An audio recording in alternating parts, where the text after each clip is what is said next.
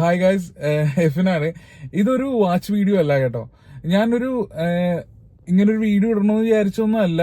ഇത് pre planned ആയിട്ടുള്ള ഒരു വീഡിയോ പോലും അല്ല. നമ്മളെല്ലായ്പ്പോഴും വാച്ചുകളെ കുറിച്ചാണ് സംസാരിക്കാറുള്ളത്. പക്ഷെ നമ്മുടെ എല്ലാ വാച്ച് വീഡിയോസിലും അത് സെലിബ്രിറ്റീസിന്റെ വാച്ചായിട്ട് ഞാൻ അതിനെ കണക്ട് ചെയ്യാറുണ്ട്. കാരണം അത് എന്തുകൊണ്ടാന്ന് വെച്ച് കഴിഞ്ഞാൽ എനിക്ക് വാച്ചുകൾ പോലെ ഇഷ്ടപ്പെടുന്ന ഒരു സംഗതിയാണ് സിനിമ എന്നുള്ളത്. അപ്പോ സെലിബ്രിറ്റീസിന്റേതായ വാച്ചുകൾ അറിയാൻ എല്ലാവർക്കും താല്പര്യം എല്ലാവരും കാണിക്കുന്നുണ്ട്. ആ വാച്ചിന്റെ വാല്യൂവിനെ കുറിച്ച് അറിയാൻ താല്പര്യപ്പെടുന്നുണ്ട്. അപ്പോ അങ്ങനെ സിനിമയായിട്ടും അല്ലെങ്കിൽ സെലിബ്രിറ്റീസ് ആയിട്ടും വാച്ചുകളായിട്ടും കണക്ട് ചെയ്ത് കഴിഞ്ഞപ്പോൾ നിങ്ങൾ പലരും അത് ഇഷ്ടപ്പെട്ടു. നിങ്ങൾ പലരും അതിന് അഭിപ്രായങ്ങളെല്ലാം രേഖപ്പെടുത്തി. അപ്പോ ഞാൻ പറഞ്ഞു വന്നത് വാച്ചുകൾ പോലെ തന്നെ എനിക്ക് സിനിമയും ഭയങ്കര ഇഷ്ടമാണ്. പിന്നെ സിനിമയെ കുറിച്ചൊക്കെ പറയാൻ ഒരുപാട് പ്രഗത്ഭരായ ആളുകളുണ്ട്. അതുകൊണ്ടാണ് ഒരു സിനിമയെ കുറിച്ചൊന്നും വിലയിരുത്താനോ അതിന്റെ അഭിപ്രായങ്ങൾ പറയാനോ ഒന്നും ഞാൻ മുൻപേ വരാത്തതിന്റെ കാരണം. പക്ഷെ ഇന്ന് ഞാനൊരു മൂവിക്ക് പോയായിരുന്നു. ഇന്നാണ് മൂവിക്ക് പോയ ആടുജീവിതം. അപ്പോൾ ആ ഒരു മൂവി കണ്ടു കഴിഞ്ഞപ്പോൾ ഇങ്ങനെ ഒരു വീഡിയോ ഇടണമെന്ന് തോന്നി. ഈ ഒരു മൂവി ഞാൻ ഒരുപാട് നാളായിട്ട് ഫോളോ അപ്പ് ചെയ്യുന്ന ഒരു മൂവിയാണ്. അതായത് ഈ മൂവിയുടെ ഒരു പ്രൊഡക്ഷൻ യൂട്യൂബ് ചാനൽ ഉണ്ടായിരുന്നു, വിഷ്വൽ റൊമാൻസ് എന്ന് പറഞ്ഞിട്ട്. അപ്പോൾ ആ ഒരു യൂട്യൂബ് ചാനലിൽ ഈ ഒരു ഫിലിമിന്റെ ഒരുപാട് അപ്ഡേറ്റ്സ് ആ ഒരു യൂട്യൂബ് ചാനലിലൂടെ വരുന്നുണ്ടായിരുന്നു, അതിന്റെ BTS എല്ലാം. അപ്പോൾ അതെല്ലാം കണ്ട് ഞാനിങ്ങനെ ഈ ഒരു മൂവിക്ക് വേണ്ടി ഒരുപാട് നാളായി വെയിറ്റ് ചെയ്യുന്നു. മീൻസ് ഞാൻ പറയുന്നത് ഈ ഒരു സോഷ്യൽ മീഡിയ ഒരു ഹൈപ്പ് ക്രിയേറ്റ് ആവണേക്കാൾ മുമ്പ് തന്നെ നിങ്ങളെ പോലെ പലരെ പോലെ ഞാൻ ഈ ഒരു മൂവിക്ക് വേണ്ടി വെയിറ്റ് ചെയ്യാറുണ്ട്. അപ്പൊ ഞാൻ ഈ മൂവിക്ക് വേണ്ടി ഇപ്പോൾ ഏകദേശം ഒരു 4-5 ഡേയ്സിന് മുമ്പായിട്ടായിരുന്നു ബുക്കിംഗ് സ്റ്റാർട്ട് ചെയ്തത്. അന്ന് തന്നെ ഞാൻ ബുക്ക് ചെയ്ത് ഇന്നിപ്പോ ഈ ഒരു മൂവി കണ്ടു കഴിഞ്ഞു. ഞാൻ ഈ മൂവിയുടെ ഒരു റിവ്യൂ, എൻ്റെ ഒരു ഒപ്പീനിയനാണ് ഞാൻ പറയുന്നത്. ഇത് പലപ്പോഴും നമ്മുടെ ലൈഫിൽ നമ്മുടെ റിലേറ്റീവ്സ് അല്ലെങ്കിൽ നമുക്കറിയാവുന്ന പല ആളുകളും പുറം രാജ്യത്ത് പോയി കഷ്ടപ്പെട്ട് കുടുംബത്തിന് വേണ്ടി കഷ്ടപ്പെട്ട് ഒരു ജോലി ചെയ്യാൻ വേണ്ടി പോകുമ്പോൾ അവരുടെ എക്സ്പീരിയൻസ് ഒക്കെ നമ്മുടെ അടുത്ത് ഷെയർ ചെയ്യുമ്പോൾ നമുക്ക് പലപ്പോഴും അത് ഒരു ജസ്റ്റ് ഒന്ന് ഭാവനയിൽ കാണാൻ എന്നതിനേക്കാൾ ഉപരിയായിട്ട് അതിന്റെ ഒരു പെയിനൊക്കെ നമുക്ക് മനസ്സിലാക്കണമെങ്കിൽ ആ ഒരു പറയുന്ന വ്യക്തി നമുക്ക് അത്ര അടുത്തുള്ള ആള് ആയിരിക്കണം.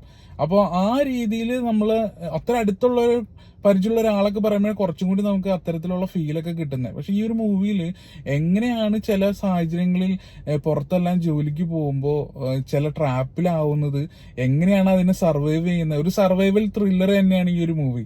അപ്പോൾ ഈ മൂവി കണ്ടു കഴിഞ്ഞപ്പോൾ ശരിക്കും തിയേറ്ററിൽ ടോട്ടൽ സൈലൻസ് ആയിരുന്നു. ടോട്ടൽ സൈലൻസ് എന്ന് പറഞ്ഞാൽ ടോട്ടൽ സൈലൻസ്. കാരണം നെക്സ്റ്റ് എന്താന്നുള്ളൊരു സംഭവത്തിന് വേണ്ടി എല്ലാവരും വെയിറ്റിംഗ് ആയിരുന്നു. എനിക്ക് ഈ മൂവിയിൽ എടുത്തു പറയാൻ ഇഷ്ടപ്പെട്ട ഒരു കാര്യം, അതായത് പലപ്പോഴും നമുക്ക് ഇങ്ങനെ ഒരു സെന്റിമെന്റൽ വാല്യൂ ഉള്ള സീക്വൻസുകൾ ഇങ്ങനെ അടുപ്പിച്ച് വെക്കുമ്പോൾ ആ ഒരു മൂവി വളരെ നമ്മൾ ഭയങ്കരമായിട്ട് ഡൗൺ ആക്കും. അല്ലെങ്കിൽ നമുക്കൊരു ആ മൂവി കാണുമ്പോൾ നമുക്ക് വിഷമം തന്നെ ആയിരിക്കുമല്ലോ. പക്ഷെ ഈ മൂവിയിൽ ഒരു ചെസ് ബോർഡ് പോലെ തന്നെ ബ്ലാക്ക് വൈറ്റ് അങ്ങനെ ഒരു കളങ്ങൾ പോലെ കുറച്ച് സെന്റിമെന്റൽ വാല്യൂ വരുമ്പോൾ കുറച്ച് ഹോപ്പ് നൽകുന്ന പോർഷൻ വരുന്നു, പിന്നെയും സെന്റിമെന്റൽ വാല്യൂ, പിന്നെ ഒരു ഹോപ്പ്. അപ്പൊ അതുകൊണ്ട് തന്നെ ഒരു ശരിയായ ബാലൻസ് ഈ ഒരു മൂവിക്ക് നമുക്ക് കാണാൻ പറ്റുന്നുണ്ട്. അതിനു പുറമെ ഈ അദ്ദേഹം ഈ മൂവിയിലെ ആക്ടർ പൃഥ്വിരാജ് അഭിനയിക്കുന്ന ആ ഒരു സെന്റിമെന്റൽ വാല്യൂ ഉള്ള സീക്വൻസ് എല്ലാം അവരുടെ പ്രീവിയസ് ആയിട്ടുള്ള മുൻകാല ജീവിതം കാണിക്കുന്നതായിട്ട് ബ്ലെൻഡ് ചെയ്തേക്കുന്ന ചില വിഷ്വൽ സീക്വൻസ് ഒക്കെ ഉണ്ട്. അതൊക്കെ ഒരു രക്ഷയില്ല.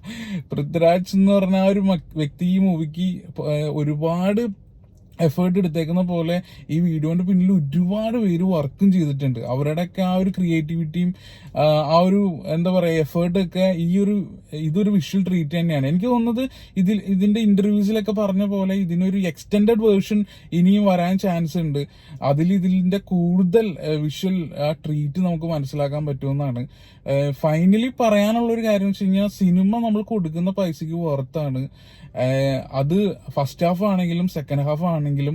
പിന്നെ ഈ മൂവി എനിക്ക് ഓസ്കാറിനൊക്കെ അപ്ലൈ ചെയ്തൂടെ എന്നൊക്കെ പലരും ചോദിക്കുകയുണ്ടായി ഇന്റർവ്യൂ സെഷനിലൊക്കെ. ഉറപ്പായിട്ടും ഒരുപാട് പൈസ ഇപ്പൊ തന്നെ ഇതില് ഈ ഒരു ഫിലിമിന് വേണ്ടി ഇൻവെസ്റ്റ് ചെയ്തു എന്നൊക്കെ പൃഥ്വിരാജ് പറയുന്നുണ്ട്. അങ്ങനെയാണെങ്കിൽ ഇനിയും അതുപോലുള്ള കാര്യങ്ങളൊക്കെ കിട്ടുമോ കിട്ടില്ല എന്നുള്ള കാര്യമൊന്നും എനിക്ക് വ്യക്തമായ ധാരണയില്ല. പക്ഷെ എന്നിരുന്നാലും അങ്ങനെയുള്ളൊരു കാര്യത്തിനൊക്കെ ഇത് തീർച്ചയായും അപ്ലൈ ചെയ്യണമെന്നാണ് പറയുന്നത്. കാരണം അതിനുള്ള ഒരു കോണ്ടന്റ് ഉണ്ട് ഈ ഒരു മൂവിയിൽ. അതില് ഓരോ സീക്വൻസും നമ്മളിങ്ങനെ പിടിച്ചിരുത്തുന്ന ഒരു മൂവിയാണ്. ഞാൻ കയറിയ തിയേറ്ററിൽ ഹൗസ്ഫുള്ളായിരുന്നു. ഒരു രക്ഷയില്ലായിരുന്നു മൂവി. എനിക്ക് ഭയങ്കര ഇഷ്ടമായി. അതിന് പിന്നില് അതായത് ഞാൻ പലപ്പോഴും പറയുന്ന വാച്ചുകളെ പോലെ ഓരോ വാച്ചുകൾക്കും ഓരോ സ്റ്റോറികൾ ഉണ്ടാവുമ്പോൾ ആ ഒരു വാച്ചിനെ കുറിച്ച് പറയാനും അത് കേൾക്കുന്നവർക്ക് അതൊരു ഇൻട്രസ്റ്റിംഗ് ഫാക്ടർ ആണല്ലോ. ഈ മൂവിയിൽ അതിന് പറ്റിയൊരു കഥയുണ്ട്. ആ ഒരു മൂവി ആ രീതിയിൽ അത് ഷൂട്ട് ചെയ്തിരിക്കുന്നു. ആ ഒരു മൂവിക്ക് ഒരു കോണ്ടന്റ് ഉണ്ട്, വെൽ കോണ്ടന്റ് ആയിട്ടുള്ള ഒരു മൂവിയാണ്. അത് ഒരു രക്ഷയില്ല. പൃഥ്വിരാജ് യു ഡിസേർവ് എന്താ പറയാ, ഒരുപാട് കാര്യങ്ങൾ പൃഥ്വിരാജ് ഡിസേർവ് ചെയ്യുന്നുണ്ട്. ആ പൃഥ്വിരാജ് മാത്രമല്ല, ഈ ഒരു സിനിമയുടെ ഫുൾ ക്രൂ ഡിസേർവ് ചെയ്യുന്നുണ്ട്. എന്തായാലും നിങ്ങൾക്ക് പറ്റുമെങ്കിൽ ഉറപ്പായിട്ടും മസ്റ്റ് വാച്ചാണ്, ഉറപ്പായും പോയി കാണുക. ഒരുപാട് കാര്യങ്ങൾ ഈ മൂവിയെ കുറിച്ച് പറയാനുണ്ട്, പക്ഷെ അത് പറഞ്ഞു കഴിഞ്ഞാൽ ആ ഒരു സിനിമയോട് ചെയ്യുന്ന ഒരു ദ്രോഹമായിപ്പോ. പിന്നെ ഈ മൂവിയില് ഒരു എടുത്തു പറയേണ്ട വേറൊരു കാര്യം എന്താണെന്ന് വെച്ച് കഴിഞ്ഞാൽ, ഒരു പോർഷനില് പൃഥ്വിരാജിന്റെ ആ ഒരു മെലിഞ്ഞ അവസ്ഥയൊക്കെ കാണിക്കുന്നുണ്ട്. ഇന്റർവ്യൂസിലൊക്കെ അദ്ദേഹം പറയുന്ന ഒരു സെഷൻ ഉണ്ടല്ലോ, ആ മെലിഞ്ഞ ഒരു അവസ്ഥ കാണിക്കുന്ന സമയത്ത് തിയേറ്ററിലൊരു ഓ എന്നുള്ളൊരു സൗണ്ട് വന്നു. ഞാൻ ഏറ്റവും ബാക്കിലായിരുന്നു. അപ്പൊ അതുകൊണ്ട് തന്നെ ഫ്രണ്ടിൽ നിന്നൊക്കെ ആ ഒരു സൗണ്ട് നമുക്ക് ഫീൽ ചെയ്യാൻ പറ്റും. എന്ന് വെച്ച് കഴിഞ്ഞാൽ ആ ഒരു ബോഡി അത്രമാത്രം മെലിഞ്ഞിട്ടൊരു അവസ്ഥ കേട്ടെ. എന്താ പറയാ, അതൊന്നും വിശ്വസിക്കാൻ പറ്റാത്ത രീതിയിൽ അൺബിലീവബിൾ എന്നൊരു സിറ്റുവേഷൻ ആണ് ആ ഒരു തിയേറ്ററിൽ ആ ഒരു സീക്വൻസ് ഒക്കെ വന്നപ്പോ ഉണ്ടായത്. അപ്പോൾ ഉറപ്പായിട്ടും നിങ്ങൾ ഈ ഒരു മൂവി കാണുക. ഈ മൂവിയുടെ അഭിപ്രായങ്ങളെല്ലാം ഇതിന്റെ ക്രൂവിനോട് പറയുന്നതന്നെ. കാരണം ഒരു 16 വർഷം ഒരു സിനിമയ്ക്ക് വേണ്ടി എഫേർട്ട് എടുക്കുന്നു, അത് ഒരു ദിവസം തിയേറ്ററിൽ വരുന്നു. ആ ഒരു തിയേറ്ററിൽ വരുമ്പോൾ നമ്മൾ അതിന്റെ ഒരു അവരെടുത്ത ആ എഫേർട്ടിനെ നമ്മൾ ബഹുമാനിക്കുന്ന നിലയിലെ അതിനൊരു റിസൾട്ടൊക്കെ വരുമ്പോൾ ആ എഫേർട്ടിന് ഭയങ്കരമായിട്ട് അത് പ്രയോജനം ചെയ്യും. അവരെടുത്ത ഒരു സ്ട്രഗിൾസിനൊക്കെ, ഇതിന്റെ ഇടയ്ക്ക് കോവിഡ് ഒക്കെ വന്നിട്ട് പോലും അത് നമുക്ക് മനസ്സിലാക്കാൻ പറ്റുന്നുണ്ട് കേട്ടോ. മൂവിയുടെ തുടക്കം മുതൽ ഒടുക്കം വരെ നമുക്കത് മനസ്സിലാക്കാൻ പറ്റുന്നുണ്ട്. അപ്പോൾ ഈ ഒരു മൂവിയുടെ തുടക്ക പോർഷനില് പൃഥ്വിരാജ് ഇങ്ങനെ ഗൾഫിലേക്ക് പോകുമ്പോ കയ്യിലുള്ള വാച്ച് അഴിച്ച് കൊടുത്തപ്പോ ആ വാച്ച് കിട്ടിയ വ്യക്തിയുടെ മുഖത്തുള്ള ഒരു സന്തോഷത്തെ കുറിച്ച് ഒരു സീക്വൻസിൽ പൃഥ്വിരാജ് പറയുന്നുണ്ട്.